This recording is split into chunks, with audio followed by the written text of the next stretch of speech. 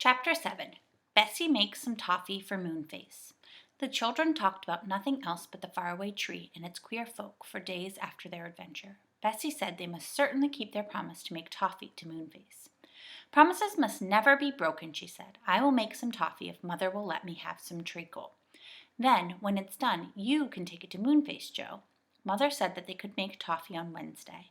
Then the grocer came and brought their goods. So on Wednesday, Bessie set to work making the best toffee she could. She set it in a pan on the stove. It cooked beautifully. When it had cooled, it was nice. It was set nice and hard. Bessie broke it up into small pieces. She put them in a paper bag, gave one piece each to the others, and popped one in her own mouth too. I'll have to go at night, I think, said Joe. I shan't get any time off this week, I know. We're so busy with the garden now. So that night, when the moon was shining brightly in the sky overhead, Joe slipped out of bed. Bessie and Fanny woke up and heard him. They hadn't meant to go with him, but when they saw the moonlight shining everywhere and thought of that exciting faraway tree, they felt they simply couldn't stay behind. Wouldn't you have felt that too? They dressed quickly and whispered through Joe's door, Joe, we're coming too. Wait for us. Joe waited. Then they all three slipped down the creaky stairs and out into the moonlit garden. The shadows were very black indeed, just like ink. There was no color anywhere, only just the pale, cold moonlight. Everything looked rather mysterious, and they were soon in the Enchanted Wood. But dear me, it was quite different now. It was simply alive with people and animals. In the very dark parts of the wood, little lanterns were hung in rows. In the moonlit parts, there were no lanterns, and a great deal of chattering was going on. Nobody took any notice of the children at all. Nobody seemed surprised to see them, but the children were most astonished at everything. They stared and stared.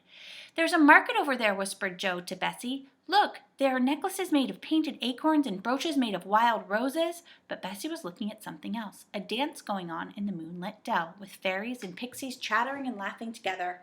Sometimes when they were tired of dancing on their feet, partners would fly in the air and dance there in the moonlight. Fanny was watching some elves growing toadstools. As fast as the toadstool grew, an elf laid a cloth on it and put glasses of lemonade and tiny biscuits there. It was all like a strange dream. Oh, I'm so glad we came, said Bessie in delight. Who would have thought that the Enchanted Wood would be like this at night? They wasted a great deal of time looking at everything, but at last they got to the faraway tree, and even here and there was a great difference. The whole tree was hung with fairy lights and glittering softly from branch to branch, rather like a very enormous Christmas tree. Joe saw something else. It was a stout rope, going from branch to branch for people to hold on when they wished to go up the tree. Look at that, he said. It will be much easier to go up tonight, and all we'll have to do is just hold on to the rope and pull ourselves up by it. Come on. Other folk and some animals, too, were going up the tree, not to the land at the top, but to visit their friends who lived in the trunk of the enormous old tree. All the windows and doors were open, and there was a great deal of laughing and talking going on. The children climbed up, and when they came to the window of the pixie who had been so angry with them the last week because they had peeped in, they found that he was in a good temper now, sitting, smiling at his open window, talking to three owls. But Joe didn't think they had better stop in case the pixie remembered them and threw water all over them again. So on they went, holding on to the thick rope, climbing very easily. They came to Silky's house and called her. She was baking over her small stove. Hello, she said, looking up and smiling. So here you are again, just in time too, because I'm baking pop biscuits, and they are most delicious hot. Her silky golden hair stood out round her tiny face, which was red with baking. Joe took out his bag of toffees. We're really taking them to Moonface, he said, but do have one. Silky took one and then gave them 3 hot pop biscuits each. My goodness, how lovely they were, especially when they went pop in the children's mouths. We mustn't stop, Silky dear, said Bessie. We've still a long way to go up the tree. Well, look out for Mother Washalot's washing water again, then, said Silky. She's dreadful at night. She knows there are lots of people up and down the tree, and she just loves to soak them with her dirty water. The children went on up. They passed Mr. What's-his-name, still fast asleep and snoring in his chair, and dodged quickly behind a branch when they heard Dame Washalot's water sloshing down. Nobody got even splashed this time. Fanny laughed.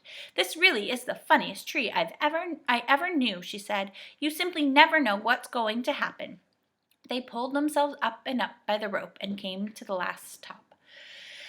at last to the top. They knocked on Moonface's yellow door. "Come in," yelled a voice, and in they went. Moonface was sitting on his curved bed, mending one of his cushions. "Hello," he said. "Did you bring me that toffee you owe me?" "Yes," said Joe, handing him the bag. "There's a lot there. Moonface, have to pay you for last week's slippery slide and have to pay you if you let us go down again tonight." "Oh, my eye," said Moonface, looking with great delight into the bag. "What lovely toffee Bessie made for me." He crammed 4 large pieces into his mouth and sucked with joy. "Is it nice?" said Bessie. "Ooble, ooble, ooble, ooble," answered Moonface, quite unable to speak properly, for his teeth were all stuck together with toffee, and the children laughed. "Is the roundabout land at the top of the faraway tree still?" asked Joe. Moonface shook his head. "Ooble," he said. "What land is there now?" asked Fanny.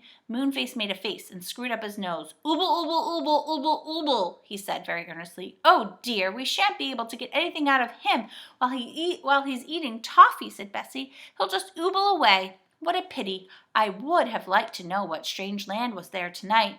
"I'll just go and peep," said Joe, jumping up, and Moonface looked alarmed. He shook his head and caught hold of Joe. "Ooble, ooble, ooble," he cried. "It's all right, Moonface. I'm only going to peep," said Joe. "I shan't go into the land." "Ooble, ooble, ooble," cried Moonface in a fright, trying his best to swallow all the toffee so he could speak properly. "Ooble!"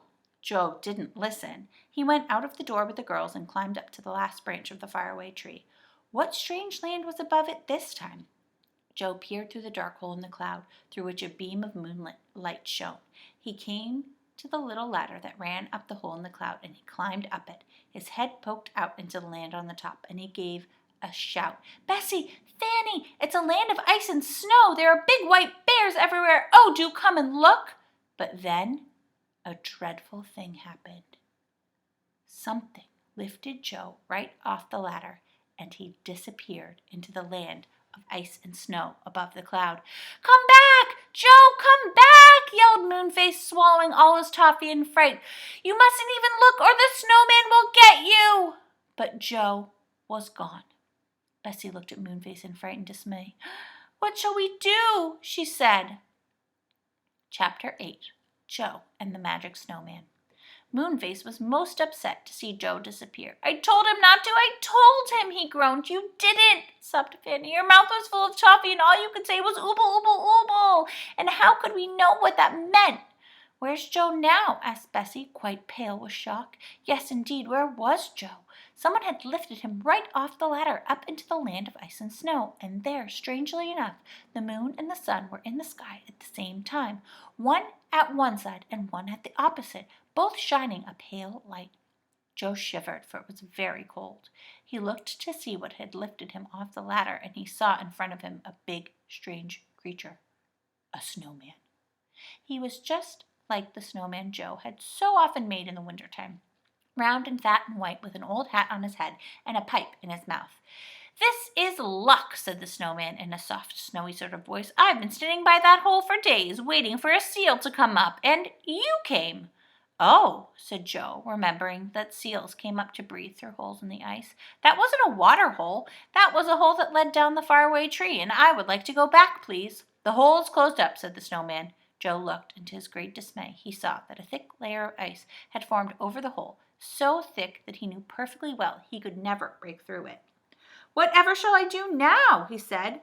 "Just what I tell you," said the snowman with a grin. "This is splendid in this dull and silent land. There's nothing but polar bears, seals, and penguins. I often have wanted someone to talk to." "How did you get here?" asked Joe, wrapping his coat firmly around him, for he was bitterly cold. "Ah," said the snowman, "that's a long story. I was made by some children long ago, and when they had finished me, they laughed at me and threw stones at me to break me up. So that night I crept away here and made myself king. But what's the good of being king if you only have bears and things to talk to? What I want is a jolly good servant who can talk my language, and now you've come." "But I don't want to be your servant," said Joe indignantly. "Nonsense," said the snowman, and he gave Joe a push that nearly sent him over. Then, on big, flat snow feet, he moved forward to where there was a low wall of snow. "Make me a good house," he said. "I don't know how," said Joe. "Oh, cut blocks of this stiff, icy snow and build them one on top of the other," said the snowman, "and when you've finished, I'll give you a fur coat to wear. You won't shiver so much." Joe didn't see that he could do anything but obey, so he picked up a spade that was lying by the wall and began to cut big bricks of frozen snow. When he had cut about 20, he stopped and placed them one on top of the other till one side of the round house was made. Then he began to cut snow bricks again, wondering all the time how in the world he would ever be able to escape from this strange land. Joe had often built little snow houses of soft snow in his garden at home during the winter. Now he made a big one with proper snow blocks as hard as bricks. He quite enjoyed it, though he did wish the girls were there too. When he had finished it and made a nice round roof, the snowman came shuffling up. "Very nice," he said, "very nice indeed. I can just get in, I think." He squeezed his big snow body inside and threw out a fur coat for Joe, made of white polar bear skin. Joe put it on very thankfully. Then he tried to squeeze in after the snowman, for he wanted to be out of the icy cold wind, but he was so squashed between the snowman and the walls of the snow house that he couldn't breathe. "Don't push so," said the snowman disagreeably. "Move up." "I can't," gasped poor Joe. He felt quite certain that he would be pushed right out of the snow hut through the hole in the wall. Just then there came a curious grunt at the doorway. The snowman called out at once, "Is that you, Furry? Take this boy to your home under the ice. He's a nuisance here. He keeps squashing me." Joe looked up to see who Furry was, and he saw a great white bear looking in. The bear had a stupid but kind look on his face. "Oomph," said the bear, and pulled Joe out into the open air. Joe knew it was no use to struggle. Nobody could get away from a bear as big as that. But the bear was certainly kind. "Oomph," he said to Joe, with a loud grunting noise. "I don't know what you mean," said Joe. The bear said no more. He just took Joe along with him, half carrying the little boy, for Joe found the way very slippery indeed. They came to a hole that led under the ice and snow, and Bear pushed Joe down to it, and to Joe's enormous surprise, he found there was a large room underneath, with 5 bears there, big and little. It was quite warm there, too. Joe was astonished, for there was no fire, of course. "Oomph," said all the bears politely. "Oomph," said Joe. That pleased the bears very much indeed. They came and shook paws with Joe very solemnly, and oomphed all over him. Joe liked the look of the bears much more than he liked the look of the snowman. He thought perhaps they might help him escape from this silly land of snow and ice. "Could you tell me the way back to the faraway tree?" he asked the bears politely and clearly. The bears looked at one another and then oomphed at Joe. It was quite clear they didn't understand a word he said. "Never mind," said Joe with a sigh, and made up his mind to put up with the things till he could see a way to escape. The snowman was a great nuisance. No sooner did Joe settle himself down for a nap, leaning his head against the big warm body of a bear, than came a call from the snow house. "Hey, boy, come here and play dominoes with me." So Joe had to go and play dominoes, and as the snowman wouldn't let him come into the hut because he was so squashed, Joe had to sit at the doorway and play, and he nearly froze to bits.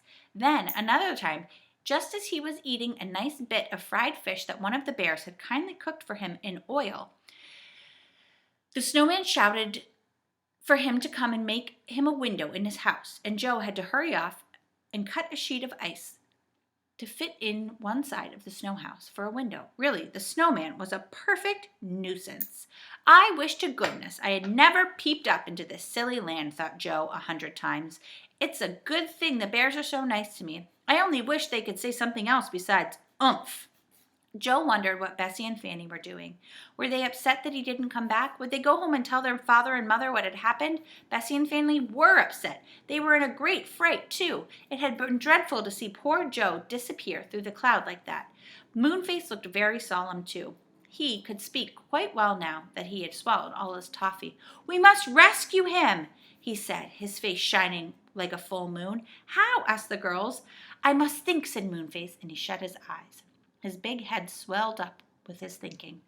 He opened his eyes and nodded his head.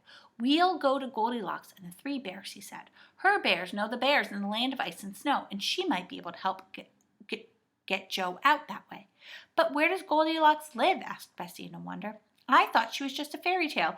"Oh, gracious, no," said Moonface. "Come on, we'll have to catch the train." "What train?" asked Fanny in astonishment. "Oh, wait and see," said Moonface. "Hurry now. Go down the slippery slip and wait for me at the bottom." And that is the end of chapter 8. Tomorrow we will read chapter 9, which is called The House of the 3 Bears.